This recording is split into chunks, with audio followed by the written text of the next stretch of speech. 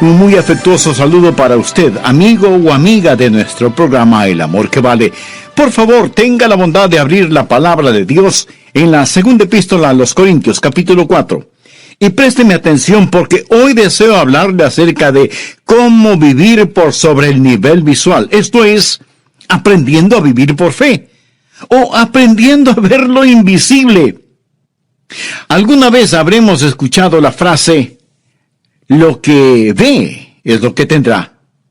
Esa es la forma en que el mundo dice que las cosas que son reales son las que podemos tocar, podemos probar, podemos escuchar, podemos oler y podemos ver. En otras palabras, lo que podemos apreciar con nuestros 5 sentidos. Pero allá afuera existe otro mundo muy, muy real. Es el mundo que no podemos ver. El apóstol Pablo estaba experimentando muchas aflicciones. Usted y yo las calificaríamos como profundas aflicciones, pero él las llama leves tribulaciones. Leamos lo que él dice en 2 de Corintios 4, versos 17 y 18. Porque esta leve tribulación momentánea produce en nosotros un cada vez más excelente y eterno peso de gloria, no mirando nosotros las cosas que se ven, sino las que no se ven. Pues las cosas que se ven son temporales, pero las que no se ven son eternas. Pablo está haciendo un contraste entre la levedad de sus tribulaciones presentes y el peso de la gloria que será nuestra. Hace un contraste entre el dolor y la gloria, entre aquello que se ve y aquello que no se ve. Y cuando dice que las cosas que se ven son temporales, quiere decir exactamente eso. Son temporales, son transitorias, pero las cosas que no se ven son eternas. Esto parece una verdadera contradicción, pero si me escucha atentamente, entenderá que no hay ninguna contradicción en lo que Pablo dice. En los versículos leídos, Pablo no está haciendo un juego de palabras. Él nos habla acerca de extraordinarias verdades eternas que debemos aprender para vivir, si es que deseamos vivir una vida de fe. Deseo que usted piense conmigo primero en lo que llamaré la realidad del mundo invisible. La Biblia nos enseña que hay un mundo material visible y que hay un mundo espiritual invisible, y que los dos existen lado a lado. Necios seríamos si negamos que hay un mundo espiritual que no vemos, solo porque no lo podemos ver con nuestros ojos físicos. Una persona ciega sería muy necia si negara el radiante esplendor de una puesta de sol solo porque no puede verla. Mi amigo, hay mucho más en la vida que solo aquello que puede tocar, saborear, oler, escuchar o ver. ¿Cuál es el punto de todo esto? Lo que no se ve es aún más real que aquello que se ve. Por favor, busque en su Biblia la Epístola a los Hebreos capítulo 11. Permítame mostrarle acerca de qué estoy hablando. Dije que lo que no se ve es aún más real que aquello que se ve. Leamos Hebreos capítulo 11, empezando con el primer versículo. Es pues la fe, la certeza de lo que se espera, la convicción de lo que no se ve. Subraye eso. Fe es la evidencia que existe un mundo invisible. Versículo 2. Porque por ella, o sea, por la fe, alcanzaron buen testimonio los antiguos. ¿Le gustaría tener una A en su libreta de calificaciones? Bien, entonces, ponga atención. Por la fe entendemos haber sido constituido el universo por la palabra de Dios. Esto es lo que Dios habló, e hizo algo de la nada.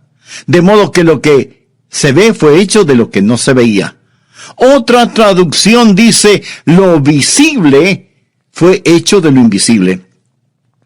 Las cosas que se ven primero fueron hechas de las cosas que no se veían, o sea, lo invisible estuvo antes que lo visible. Antes de que hubiera cualquier cosa que se podía tocar, saborear, escuchar u oler, estaba el invisible Espíritu de Dios y la palabra de Dios que hizo realidad todas estas cosas. Lo invisible estuvo presente antes que lo visible.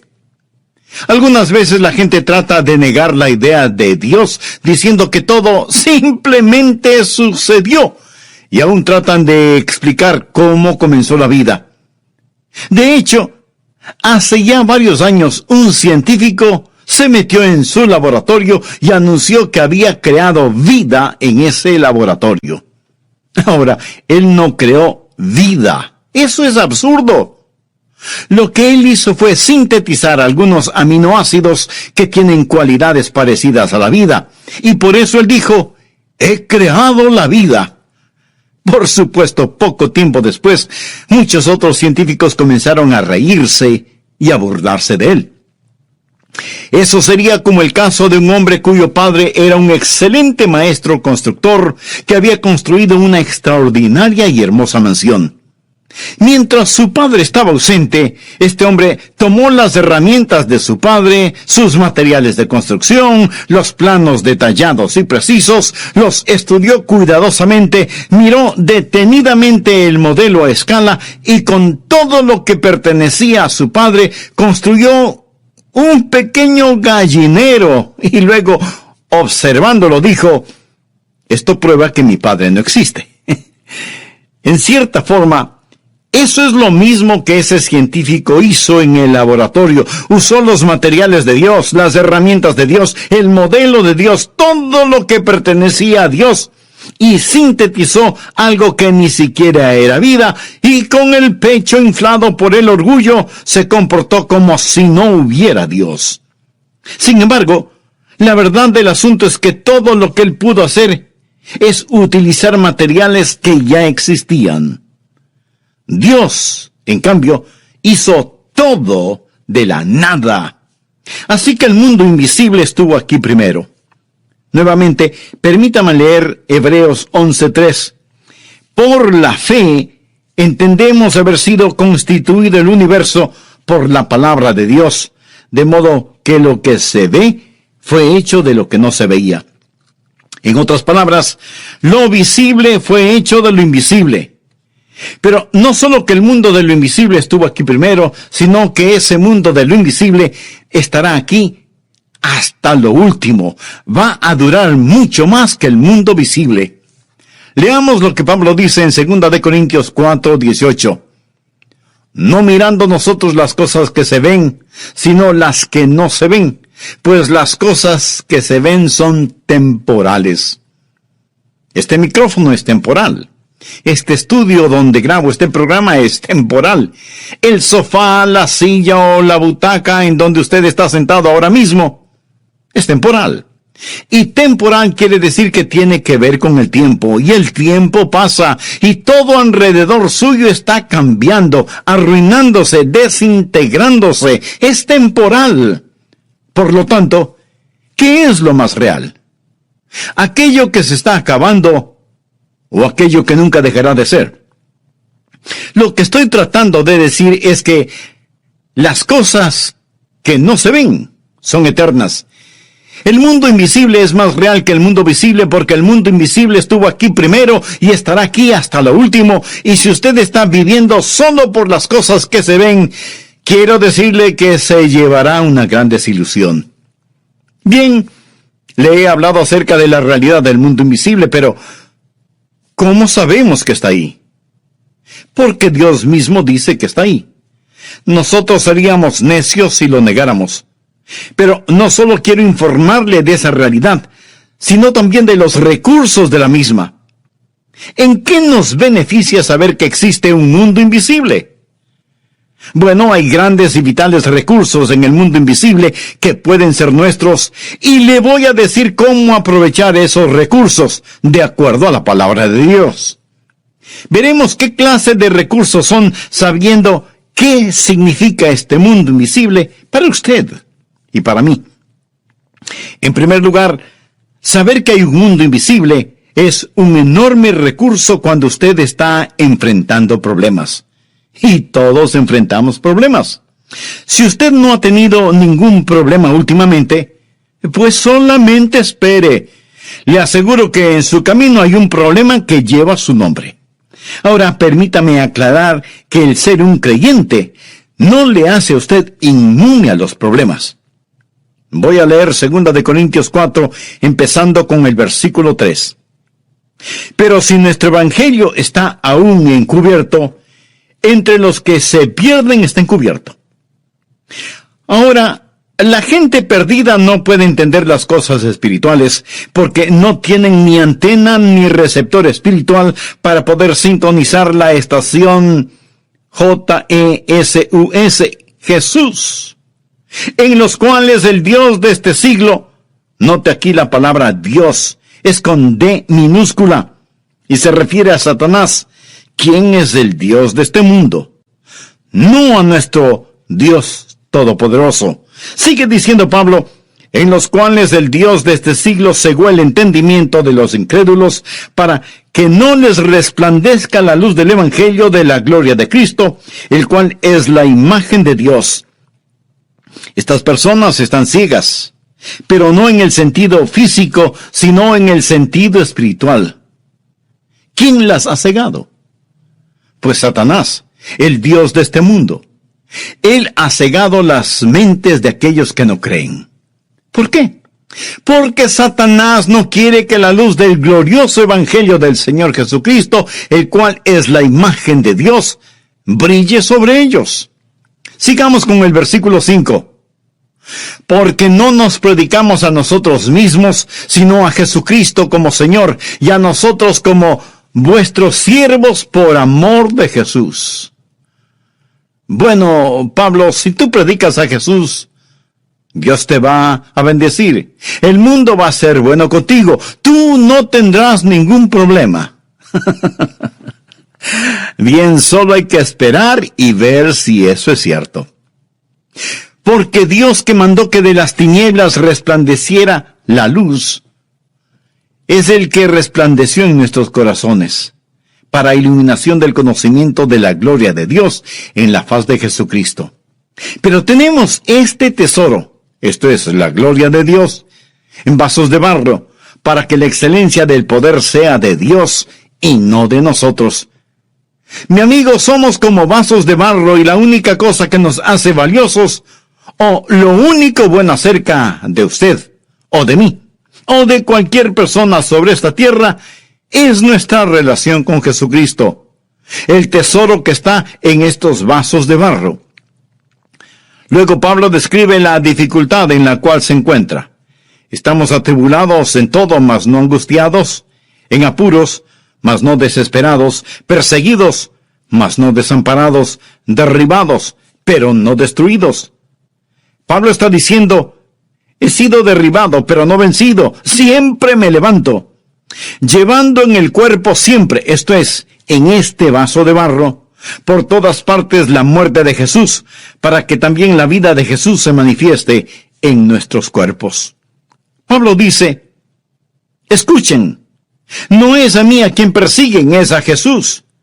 Yo simplemente tengo a Jesús en este vaso de barro, y la razón por la que ellos siguen golpeando y persiguiendo a este vaso terrenal es porque en este vaso de barro hay un tesoro. Y en vez de atesorar este tesoro, ellos detestan este tesoro, y por eso me persiguen. Pero cuando soporto estos golpes, los soporto solo por Jesús, quien soportó golpes por mí. Llevo en mi cuerpo la muerte de Jesús porque Él murió por mí. Y cuando reacciono con amor, con sabiduría, cuando reacciono con valentía y gentileza, ¿qué es lo que ellos ven? Cuando el vaso de barro es roto, ellos ven resplandecer a Jesucristo. Ellos ven ese tesoro cuando el vaso terrenal es roto. Pablo textualmente dice, llevando en el cuerpo siempre por todas partes la muerte de Jesús, para que también la vida de Jesús se manifieste en nuestro cuerpo. La gente verá a Jesús en usted si frente a los problemas, angustias, penas y dolores, usted reacciona como un creyente debe hacerlo. Notemos lo que Pablo dice en los versículos 11 y 12. Porque nosotros que vivimos, siempre estamos entregados a muerte por causa de Jesús, para que también la vida de Jesús se manifieste en nuestra carne mortal, de manera que la muerte actúa en nosotros y en vosotros la vida. Lo que Pablo está diciendo es, mientras más muero a mí mismo, estoy mucho más dispuesto a soportar sufrimientos por Jesucristo, y así su vida brilla mucho más en mí. Pero teniendo el mismo espíritu de fe, conforme a lo que está escrito, creí, por lo cual hablé. Nosotros también creemos, por lo cual también hablamos, sabiendo que el que resucitó al Señor Jesús, a nosotros también nos resucitará con Jesús y nos presentará juntamente con vosotros. Pablo dice, escuchen, yo creo lo que creo y por lo tanto digo lo que digo. Yo puedo morir, ellos pueden matarme, pero yo sé que el mismo Dios que levantó a Jesús, me levantará también a mí, y le levantará también a usted, y juntos nos presentaremos a Jesús. Luego Pablo nos informa por qué sufre. Porque todas estas cosas padecemos por amor a vosotros, para que, abundando la gracia por medio de muchos, la acción de gracia sobreabunde para gloria de Dios. Por tanto, no desmayamos, o sea, no nos daremos por vencidos. Antes, aunque nuestro hombre exterior se va desgastando, el interior, no obstante, se renueva de día en día. Bueno, Pablo, ¿cómo haces eso? ¿Qué es lo que te motiva? ¿Qué es lo que te mantiene en movimiento? ¿Cómo es que puedes sufrir así? Casi te ahogas en el Mediterráneo, te azotaron muchas veces con el látigo, te apedrearon hasta creerte muerto, luego pasaste hambres y sufrimientos en una prisión. Pablo, ¿cómo pudiste soportar todo esto? Mi amigo, la respuesta la tenemos en los versículos 17 y 18. Porque esta leve tribulación momentánea produce en nosotros un cada vez más excelente y eterno peso de gloria, no mirando nosotros las cosas que se ven, sino las que no se ven, pues las cosas que se ven son temporales, pero las que no se ven son eternas. Ahora, cuando usted tiene problemas, especialmente por permanecer firme por el Señor Jesucristo, es mejor que usted mire hacia otro mundo. Es mejor que tenga su mirada fija en las cosas que no se ven, porque si lo hace así, Dios le dará fuerza sobrenatural y marchará al son de diferente música. Tome en cuenta que Pablo estaba perplejo. Él no lo entendía todo. Él dice que nosotros también estamos perplejos y atribulados. El hecho de que las cosas no tenían sentido para Pablo, eso no significa que las cosas no tenían ningún sentido. Y el que no tengan ningún sentido ahora, no quiere decir que no tendrán sentido más tarde. Pablo dice, no lo entiendo, pero miro hacia las cosas que no se ven. Y aquí la palabra griega para mirar literalmente significa ver con fijeza, intensamente. Y Pablo miraba con fijeza aquellas cosas que otras personas no podían ver. Me encanta una de las cosas que dijo Corrie ten Boom. Mira a tu alrededor y te desalentarás. Mira dentro de ti y te angustiarás. Mírate a ti mismo y te deprimirás. Mira a Jesús y descansarás. Y eso es lo que estuvo haciendo el apóstol Pablo. En tiempos problemáticos es necesario ver un mundo invisible. Pero no solo en tiempos problemáticos, sino también cuando usted tenga temor, necesita ver ese mundo invisible. Es cierto. A veces las cosas que vemos nos producen miedo, recelo, desconfianza, pero también lo que vemos puede ser fuente de alegría. Pero las cosas que no vemos también pueden provocar en nosotros tanto temores como alegrías. La Biblia dice, el principio de la sabiduría es el temor a Jehová. Y parafraseando ese versículo, bien podríamos asegurar que el principio de la alegría es el tener a Jehová. Para todos y cada uno de ustedes hago llegar mi cordial saludo de bienvenida a nuestro programa El Amor que Vale. Por favor, busquen en el Antiguo Testamento el 2º capítulo del libro de Reyes, desde el versículo 8. Tenía el rey de Siria guerra contra Israel, y consultando con sus siervos dijo, en tal y tal lugar estará mi campamento. Y el varón de Dios envió a decir al rey de Israel, mira que no pases por tal lugar, porque los sirios van allí. Entonces el rey de Israel envió a aquel lugar que el varón de Dios había dicho, y así lo hizo una y otra vez con el fin de cuidarse. Y el corazón del rey de Siria se turbó por esto, y llamando a sus siervos les dijo, ¿no me declararéis vosotros quién de los nuestros es del rey de Israel? Entonces uno de los siervos dijo, no, rey señor mío, sino que el profeta Eliseo está en Israel, el cual declara al rey de Israel las palabras que tú hablas en tu cámara más secreta. Aquí había una fuga de información, porque Eliseo estaba sintonizado con el cielo en un mundo invisible. Sigamos con la lectura del relato bíblico. Y él, o sea, el rey de Siria, dijo, id y mirad dónde está, para que yo envíe a prenderlo. El rey quería arrestar a Eliseo. Y le fue dicho, he aquí que él está en Dotán. Entonces envió el rey allá gente de a caballo y carros y un gran ejército, los cuales vinieron de noche y sitiaron la ciudad. Y se levantó de mañana y salió el que servía al varón de Dios. Aquí se refiere al siervo de Eliseo. Y he aquí el ejército que tenía sitiada la ciudad, con gente de a caballo y carros. Entonces su criado le dijo, ¡ah, señor mío, qué haremos! Él le dijo, no tengas miedo, porque más son los que están con nosotros que los que están con ellos. Por favor, subraye la frase, no tengas miedo.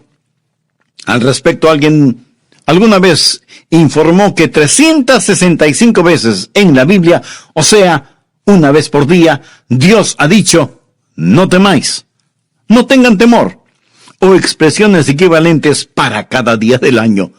Y oró Eliseo y dijo, te ruego, oh Jehová, que abra sus ojos para que vea. Ahora, este joven criado de Eliseo probablemente ni siquiera usaba lentes todavía. Yo comencé a usarlos desde que cumplí 42 años de edad. Pero aquí estamos hablando de un hombre joven, siervo de Eliseo. Y oró Eliseo y dijo, te ruego, oh Jehová, que abra sus ojos para que vea. Entonces Jehová abrió los ojos del criado. No sus ojos físicos, sino sus ojos espirituales, y miró. Y he aquí que el monte estaba lleno de gente de a caballo y de carros de fuego alrededor de Eliseo. El enemigo tenía sus soldados, y Dios tenía sus soldados. Pero el punto que deseo que usted entienda es este. Cuando usted tiene temor y el diablo le ha intimidado y grita contra usted, entonces usted necesita entender que el ángel del Señor acampa alrededor de los que le temen y los defiende.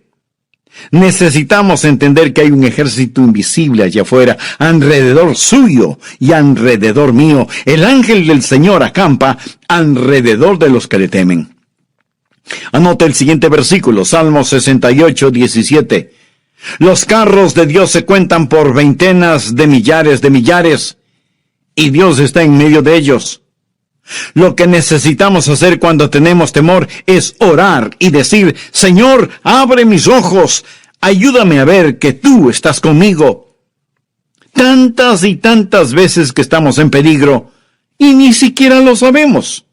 Tantas y tantas veces Dios habrá enviado un ángel protector para que nos levante, para que nos cuide. Una vez yo enfrenté un muy serio peligro, y ese peligro pasó. Pero cuando estuve en ese muy serio peligro físico, yo me refugié en la palabra de Dios y leí, no moriré, sino que viviré, para dar testimonio del evangelio de la gracia de Dios. Dios es un Dios bueno, Él protege a los suyos. Y si en tiempos problemáticos nosotros solo pudiéramos ver, si pudiéramos ser como el apóstol Pablo y decir, Señor, muéstrame las cosas que son eternas, Si nosotros en tiempos de temor y persecución pudiéramos decir, Señor, abre mis ojos para que pueda ver los ángeles que acampan a mi alrededor, protegiéndome. Nadie puede tocarnos, ninguna cosa puede tocarnos, excepto que venga a través del ángel de Dios primero. Y si Dios lo permite, Él lo permitirá para su bienestar y para su gloria. En tiempos de tentación, si alguna vez es tentado, y le puedo asegurar que será tentado, usted necesita ver el mundo invisible. Volvamos al capítulo 11 de Hebreos. Este es el gran capítulo de la fe. Y en el versículo 1 leemos, es pues la fe, la certeza de lo que se espera, la convicción de lo que no se ve. ¿Puede ver eso? Teniendo esta declaración en mente, leamos los versículos 24 y 25. Por fe Moisés, hecho ya grande, rehusó llamarse hijo de la hija del faraón, escogiendo antes ser maltratado con el pueblo de Dios, que gozar de los deleites temporales del pecado. Ahora debemos entender que Moisés pudo haber tenido riquezas increíbles, pudo haber vivido en lujosos estilos de vida, él pudo haber experimentado cada placer y pecado que el mundo puede ofrecer. Él pudo haber sido el emperador de la más poderosa nación sobre la tierra, pero él lo rechazó todo eso. La Biblia dice, rehusó llamarse hijo de la hija del faraón, escogiendo antes ser maltratado con el pueblo de Dios, que gozar de los deleites temporales del pecado, teniendo por mayores riquezas el vituperio de Cristo que los tesoros de los egipcios, porque tenía la mira puesta en el galardón. Quiere decir que él miró hacia lo final. Él vio la conclusión de todo el asunto. Por la fe dejó Egipto, no temiendo la ira del rey. Ahora preste atención a la siguiente frase, porque se sostuvo como viendo al invisible. Una vez más, vemos que en tiempos problemáticos hay que ver lo invisible. En momentos de temor, hay que ver lo invisible. En tiempos de tentación, hay que ver lo invisible. Eso es lo que lo va a impulsar a usted hacia adelante. Eso es lo que lo mantendrá en el camino correcto. Ahora, ¿cómo va a lograr esto en su vida? ¿Cómo va a conocer todo esto y hacerlo real? Antes que nada, usted debe saber que hay tres grandes enemigos de nuestra fe. Primero, las apariencias. Segundo, las emociones. Y tercero, la razón. Tres enemigos de la fe. Nada negativo con ninguna de ellas, excepto que hacen guerra contra nuestra fe, la cual se sustenta en el principio divino que dice, la fe es la certeza de lo que se espera, la convicción de lo que no se ve. Las apariencias pueden ser un gran enemigo de la fe, porque usted bien sabe que las apariencias engañan. ¿Y qué es la esperanza? Permítame darle una definición de esperanza. Hebreos dice que la fe es la certeza de lo que se espera. Esperanza es la unión de la anticipación y la seguridad. Fe es la evidencia de la anticipación unida a la seguridad. Esperanza significa que hay algo que anticipamos va a suceder y es una anticipación llena de gozo. La esperanza significa la anticipación que, unida a la seguridad, está basada en las promesas divinas. La fe viene por escuchar la palabra de Dios. Cuando escuchamos la palabra de Dios, tenemos esperanza, y fe es la sustancia que la hace real. Muchas veces queremos ver algo. Queremos algo que podamos tocar, algo que podamos sentir. Recuerda al apóstol Tomás. Él dudó que Cristo hubiera resucitado y fracasó en su fe debido a que él rehusó el vivir por sobre el nivel visual de la vida. Anote al margen Juan 20:25. Le dijeron pues los otros discípulos, al Señor hemos visto. Él les dijo, si no viere en sus manos la señal de los clavos, y metiere mi dedo en el lugar de los clavos, y metiere mi mano en su costado, ¿no creeré? Aquí tenemos a un hombre cuya fe fue obstaculizada por su deseo de ver. Simón Pedro aprendió que no se debe vivir de esta manera. En 1 de Pedro 1:8 habla de Jesús y dice: aquí gamáis sin haberle visto, en quien creyendo, aunque ahora no lo veáis, os alegráis con gozo inefable y glorioso. Permítame contarle una experiencia que tuve hace algunos años atrás. Había estado predicando en una cruzada de avivamiento en la Florida, y el sábado por la noche tuvimos un culto glorioso. Dios nos bendijo en aquella pequeña iglesia. Luego tuve que regresar al Fuerte Pierce, en donde era pastor.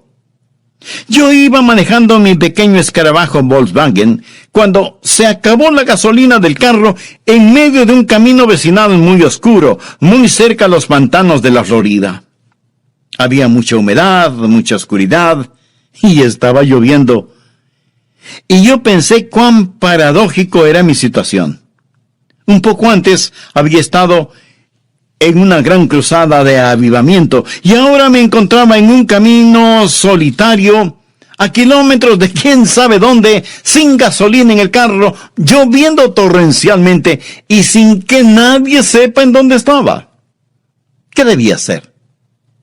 Me encontraba tan lleno del Espíritu de Dios, me sentía en un estado de avivamiento, y Dios era tan real para mí que solo dije: bueno, Señor, voy a orar. Y oré a Dios y le pregunté sobre qué debía orar, y sentí casi como una impresión distintiva, que debía orar pidiendo que el primer carro que pasara por ese camino se detuviera y me ayudara. Si usted alguna vez ha vivido por fe el tiempo suficiente y ha tenido experiencias de fe, usted sabe, o por lo menos piensa que tiene una verdadera fe en su corazón, sabe que sin fe es imposible agradar a Dios, y que nada conseguirá de Dios si es que no ora con fe. Orar y creer significa recibir. Orar y dudar significa renunciar. Por lo tanto, usted debe orar en fe y con fe. Después de orar, vi un carro viniendo por ese solitario camino en el sur de la Florida, en medio de torrencial lluvia, y comienza a detenerse lentamente. Y yo pensé: es maravilloso cómo Dios contesta la oración. Bajé el vidrio de la ventanilla de mi carro y sonreí como para ayudarme un poquito a Dios.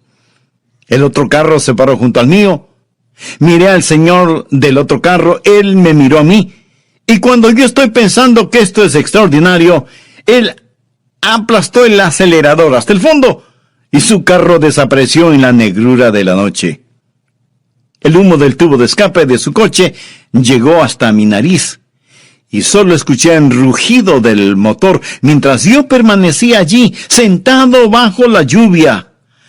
Muy pocas veces hasta ese momento yo me había sentido tan deprimido y desalentado. Y pensé: Dios, no lo entiendo. Yo creí que habías escuchado mi oración. Con grandes intervalos, otros 2 carros pasaron. Traté de que se detengan sin ningún resultado. Entonces me di cuenta que nadie se iba a detener a recoger a un tipo como yo en una noche lluviosa, así que decidí más bien empezar a caminar. Solo tenía un terno planchado, era sábado por la noche, y yo iba a usar la ropa que estaba puesto para predicar el domingo en mi iglesia en el Fuerte Pierce. No había caminado ni siquiera 20 metros cuando un carro vino de la dirección hacia la cual yo iba. Aminoró su marcha, me iluminó con sus luces, y desde el interior una voz me preguntó: parece que necesita alguna ayuda, ¿verdad? Yo contesté inmediatamente: sí, señor, la necesito. Y el hombre dijo: he venido para recogerlo. Y yo pensé: qué extraño. Nadie sabe que estaba aquí. Y entonces pude ver el carro. Usted ya sabe cuál carro era, ¿verdad? Pues sí, era el primer carro que pasó. Entré en el vehículo, sacudí el agua de mis cejas y dije: antes de ir a ninguna parte, tengo una pregunta muy importante que hacerle. ¿Qué es lo que le hizo regresar a recogerme? ¿No pasó usted antes por aquí? Él contestó, sí. Pregunté, usted casi se detuvo, ¿no es cierto? Así mismo es. Bueno, ¿por qué no se detuvo? Y él me contestó, porque tuve temor. Yo le dije, oh, yo puedo entender eso. Pero, ¿qué es lo que hizo que regresara a recogerme? El hombre me dijo, Señor, francamente no lo sé. Después de pasar por aquí, llegué al cruce de los caminos y alguien o algo me dijo que debía regresar a recogerlo. Ahora, ¿puede usted imaginarse a este hombre llegando hasta el cruce de los caminos, dar la vuelta y venir a recogerme? Yo casi di un grito y lo único que me impidió el gritar alabanzas a Dios es que yo mismo quería darme un par de patadas muy fuertes por haber salido de mi carrito y haberme mojado tanto bajo la lluvia. El punto que quiero dejar en claro es el siguiente. Algunas veces cada uno de nuestros sentidos físicos nos dice que no hay Dios. Esa noche, mis ojos, mis oídos, mi nariz, el humo del escape, la lluvia en mi cabeza, todo lo físico me dijo que Dios no había escuchado mi oración. Pero Él sí la escuchó, sí la escuchó.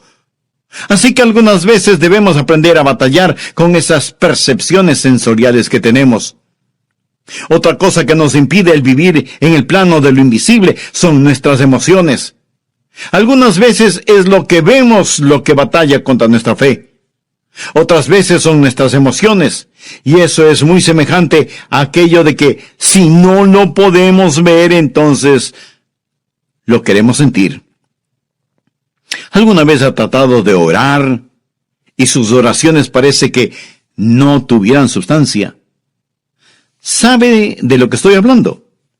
Sus oraciones son completamente secas y parece que lo único que usted está haciendo es un ejercicio sin ningún significado. Mi amigo, escúcheme. No deje que sus emociones le impidan creer en Dios. En realidad, sus emociones nada tienen que hacer con su creencia. Dios realiza su trabajo más profundo en su espíritu, no en sus emociones.